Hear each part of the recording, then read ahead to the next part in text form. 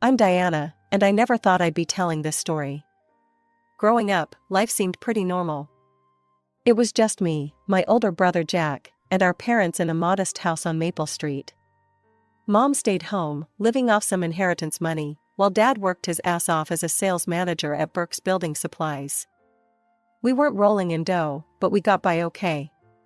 Back then, Mom and Dad tried to treat us equally. At least that's what I thought. They saved up for both our college funds, pinching pennies where they could. When Jack graduated high school, our parents threw him a big bash. Fast forward a few years, and it was my turn to head off to college. No party this time, just a quiet dinner at home. I drove off feeling, I don't know, relieved maybe? Like I could finally breathe without Jack's shadow looming over me. College was a whole new world. I made friends, joined the debate team, even dated a bit. I'd Skype home every now and then. I'd try to tell them about my own stuff, but their eyes would glaze over. It was like they were just waiting for their turn to talk about Golden Boy Jack again. For years flew by, and before I knew it, I was heading home with a shiny new degree in my back pocket. I was ready to take on the world, maybe move to the city, and start my career.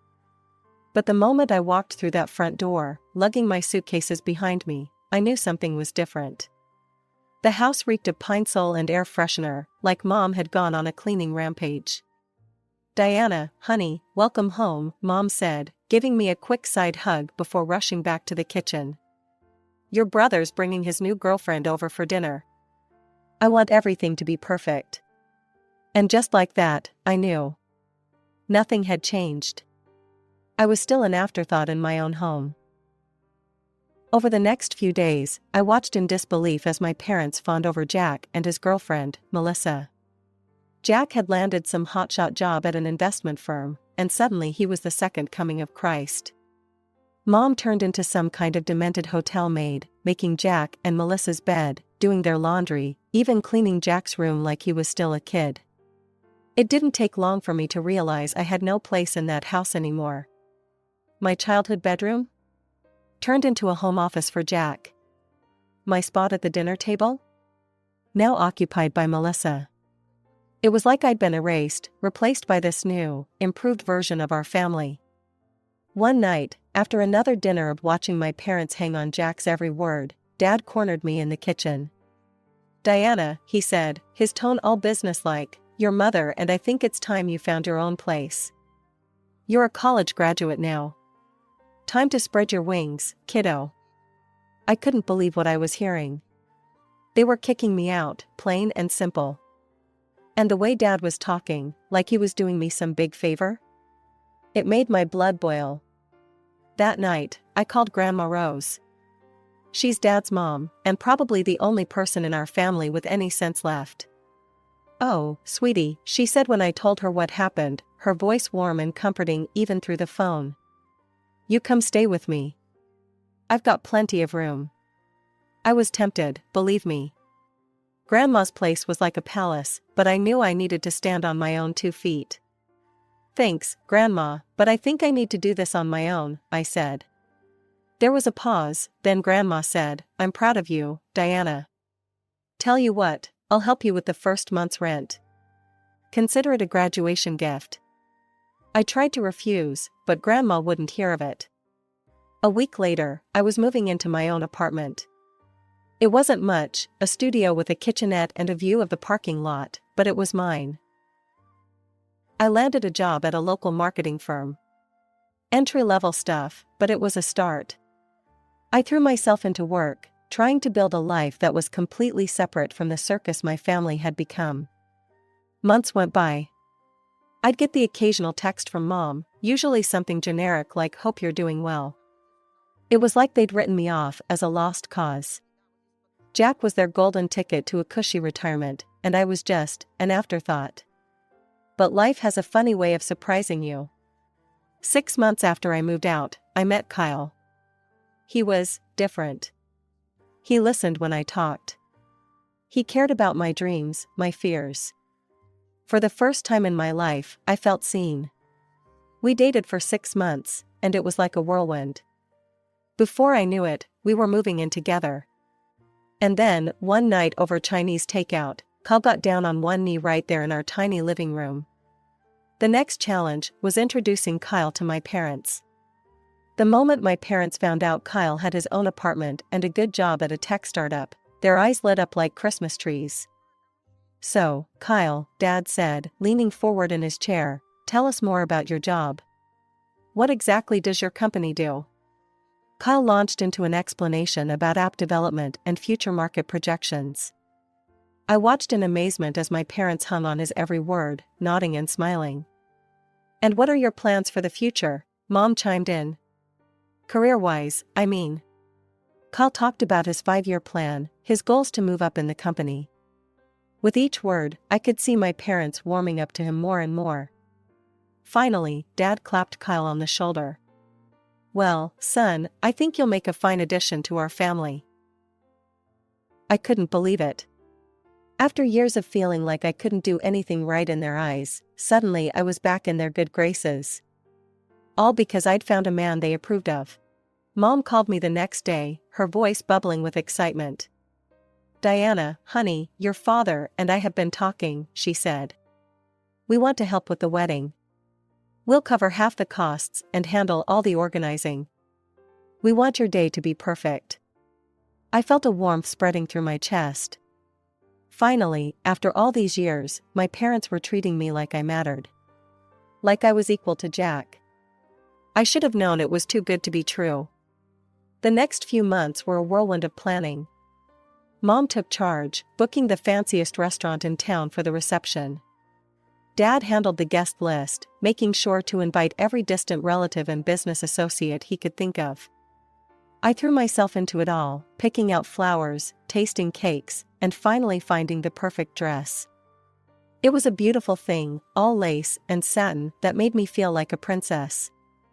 Then, 2 weeks before the big day, my phone rang. It was Mom. "Diana, honey," she said, her voice tight. "I'm sorry, but we're going to have to cancel the wedding." I felt like I'd been punched in the gut. "What? Mom, what are you talking about?" "It's your brother," she said, her voice breaking. "He and Melissa had a huge fight. She left him. He's absolutely devastated." I gripped the phone tighter, trying to make sense of what I was hearing. "Okay, but what does that have to do with my wedding?" "Well, we can't very well have a big celebration when your brother is so depressed, can we? It wouldn't be right." I couldn't believe what I was hearing. "Mom, the wedding is in 2 weeks. Everything's booked. People have made travel plans. How can you just cancel it?" "Now, Diana," Dad's voice came on the line.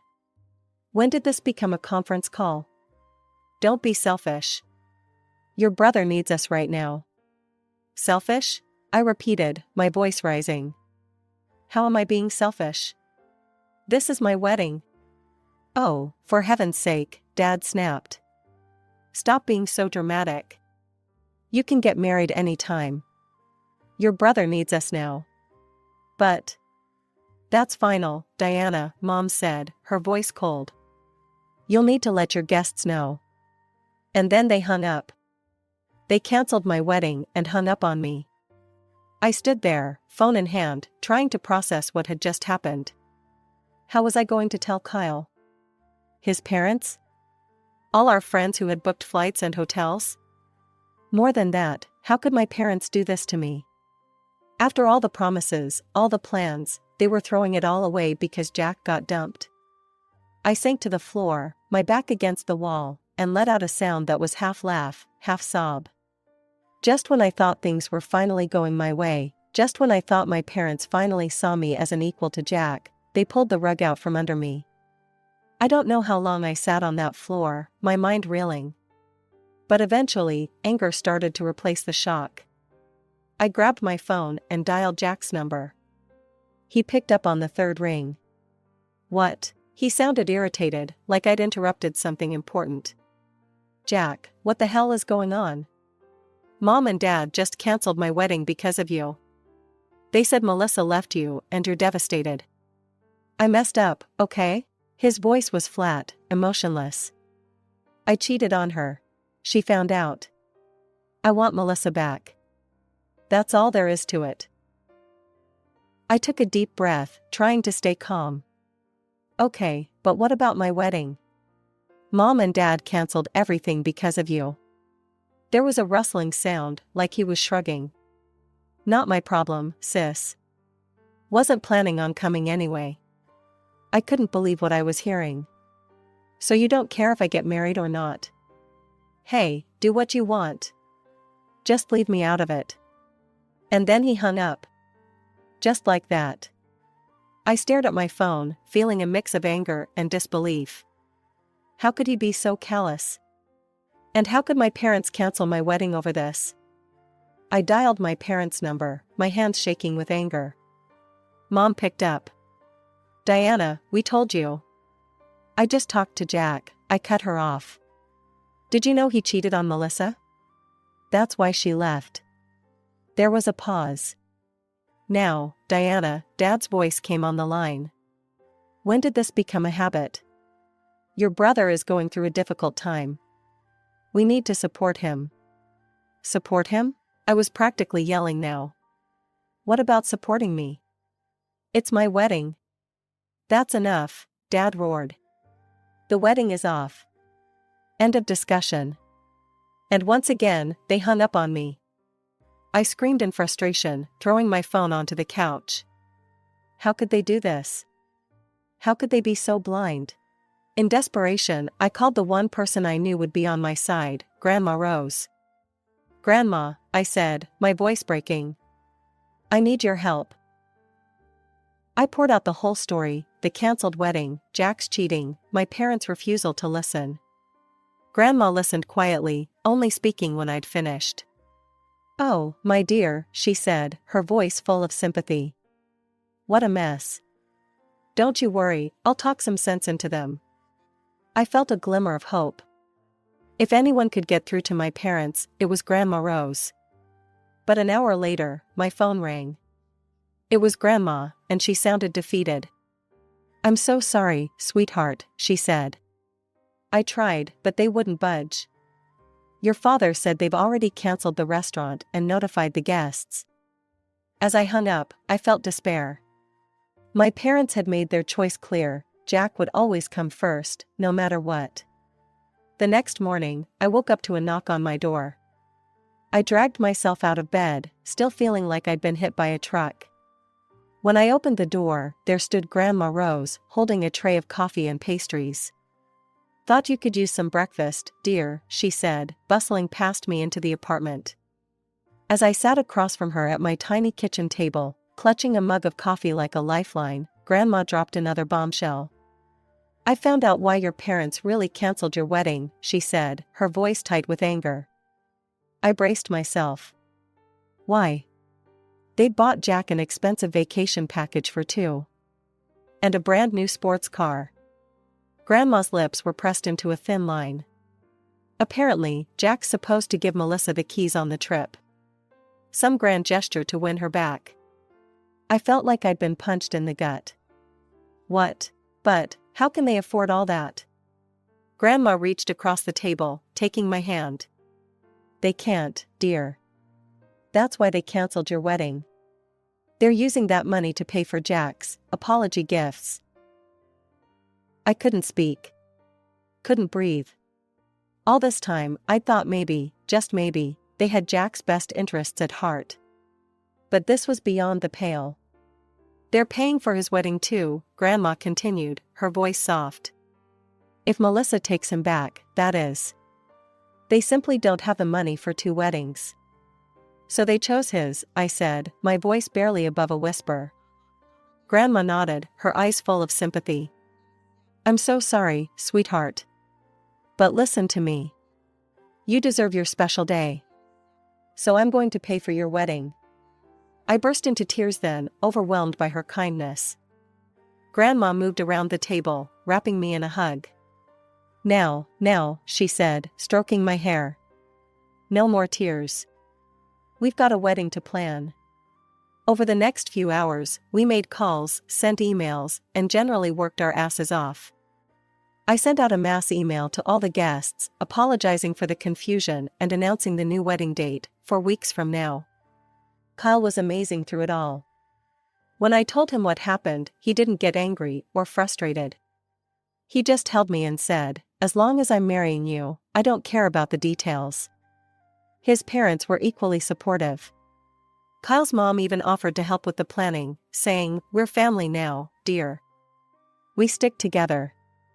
The next few weeks were a whirlwind. Grandma, Kyle, his parents, and I threw ourselves into wedding planning. We found a new venue, rebooked the caterer, and somehow managed to pull everything together. As the wedding day approached, I felt a mix of excitement and sadness. Excitement for my future with Kyle, sadness for the family I seemed to be leaving behind. My parents hadn't reached out once since canceling the original wedding. It was like I'd ceased to exist for them. Just when I thought things couldn't get any more twisted, my mom decided to kick it up a notch. My phone started blowing up with calls from her, but I wasn't in the mood to hear more bullshit, so I let them go to voicemail. Big mistake. "Diana," her voice crackled through the speaker, dripping with venom, "I know what you're doing with your grandmother. Stop it right now. You have no right to turn her against us." I deleted the message, rolling my eyes. But they kept coming. "Your father and I raised you better than this. How dare you manipulate an old woman for her money?" Delete. "If you don't stop this right now, you'll regret it. We're your parents, Diana. Remember that." Delete. Delete. Delete. A few days later, Kyle called me into the living room, his face pale. "Babe, you need to see this." He handed me his phone, open to Facebook. There, in all its glory, was a post from my mom. My jaw dropped as I read. "It breaks my heart to say this, but my daughter Diana has shown her true colors. She's manipulating her poor, confused grandmother for money. She doesn't care about family, only herself. How did we raise such a selfish child?" I couldn't believe my eyes. "Are you kidding me?" I muttered, scrolling through the comments. It got worse. My dad had chimed in, "Diana has always been jealous of her brother's success. Now she's trying to turn the family against us. Shameful." I felt sick. How could they do this? How could they lie about me like this? An hour later, I was at Grandma's house, watching in awe as she set up her iPad. "Your parents think I don't know how to use the internet," she chuckled. "Let's show them how wrong they are." We spent the next hour filming a video. Grandma spoke directly to the camera, her voice clear and strong. "I'm Rose Thompson, and I'm here to set the record straight. I'm of sound mind, and I'm disgusted by the lies my son and daughter-in-law are spreading about my granddaughter, Diana. She hasn't manipulated me or tried to turn me against anyone. She's a kind, loving young woman who deserves better than this treatment." She went on to detail everything, how my parents canceled my wedding for Jack's benefit, how they'd chosen him over me time and time again. By the end, I was in tears. "I love both my grandchildren," Grandma concluded, "but I won't stand by and watch one be mistreated. Shame on you, Robert and Linda. You should be ashamed of yourselves." We posted the video that night. Within hours, it had hundreds of comments and shares. The family was in an uproar. "Cousin Sarah, I knew Diana wouldn't do something like that." "Great Aunt Mildred, I always said Robert was too soft on that boy of his." "Uncle Jim, Rob, Linda, this is low. Real low. You need to make this right." But for every supportive comment, there was one defending my parents. The family was split down the middle, arguing back and forth in the comments section. As I sat there, watching the chaos unfold on my screen, I felt a mix of vindication and sadness. On one hand, the truth was finally out there. On the other, I was watching my family tear itself apart. The next day, my phone rang. It was Uncle Mike, Mom's brother. I hesitated before answering, bracing myself for more family drama. "Diana, it's Uncle Mike." His voice was warm, not at all what I expected. "I saw the video. I had no idea things were so bad." I felt a lump in my throat. Yeah, it's been pretty rough. There was a pause, then he said, listen, kiddo. I know I'm probably the last person you want to hear from right now, but I want you to know I'm on your side. And, well, if your dad's not coming to the wedding, I'd be honored to walk you down the aisle. If you want, that is. I couldn't hold back the tears. Uncle Mike, thank you. Yes, I'd love that. We talked for a while longer, catching up and making plans. When I hung up, I felt lighter than I had in weeks. Maybe, just maybe, things were looking up. As Kyle and I finalized the guest list, I stared at the names of my parents and Jack. With a deep breath, I crossed them out.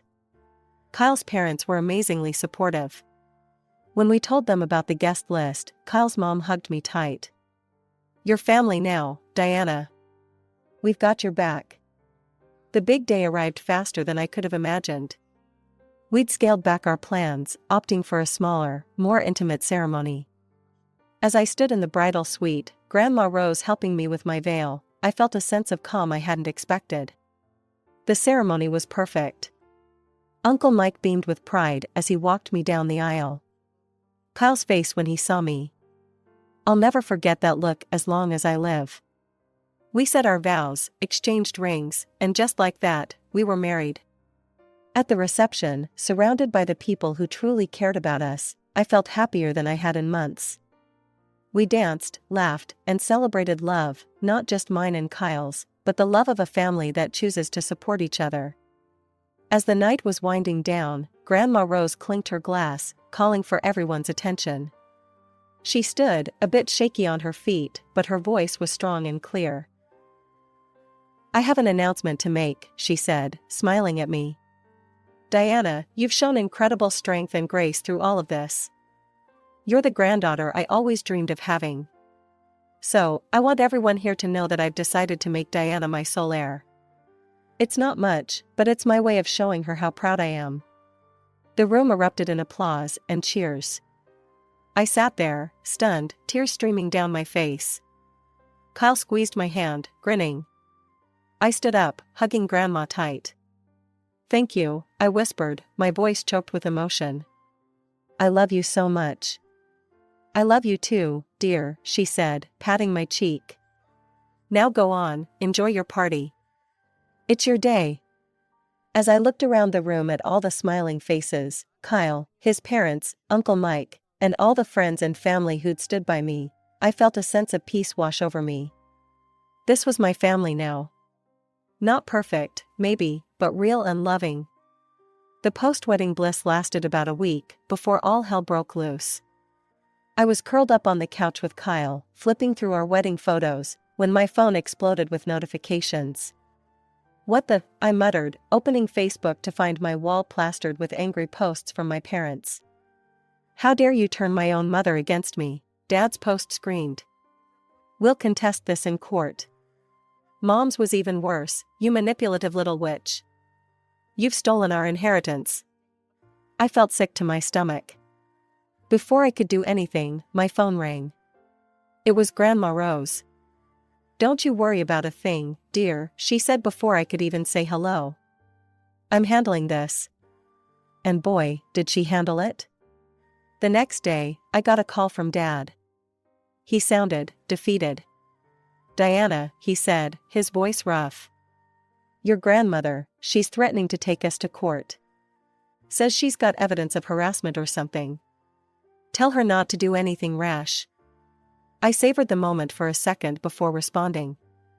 I think you should tell her that yourself, Dad. And while you're at it, maybe apologize for all the crap you've been putting me through. I hung up, feeling a weight lift off my shoulders. It was over. Finally, truly over. The next few months were like something out of a dream. Kyle and I settled into married life, figuring out our routines and quirks. We had dinner with Grandma Rose every Sunday, filling her in on our week and listening to her stories about her younger days. You know, she said one evening, a mischievous glint in her eye, I ever tell you about the time I snuck out to see Elvis in concert? Kyle and I exchanged glances, grinning. No, Grandma, I said, leaning in.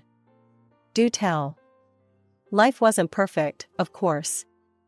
There were arguments about whose turn it was to do the dishes, stressful days at work, all the normal stuff.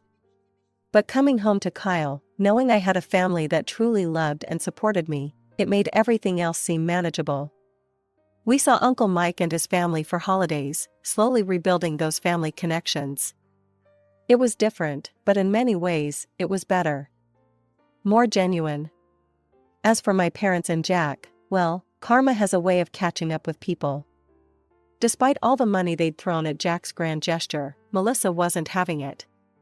Last I heard, she'd moved out of state, wanting nothing to do with him. Jack was still living at home, having lost his golden position at an investment company and jumping from job to job. Mom and Dad were still enabling him, still treating him like the golden child. But now, they were doing it without Grandma's money to fall back on. Part of me felt sad for them. They'd lost so much, their daughter, their mother, their dignity, all because they couldn't see past their own favoritism. But a bigger part of me felt free. I no longer had to live up to their impossible standards or compete for their love. I didn't know what the future held. Maybe someday, my parents would come around. Maybe they wouldn't. But I knew one thing for sure, whatever came next, I had the strength and the support to handle it.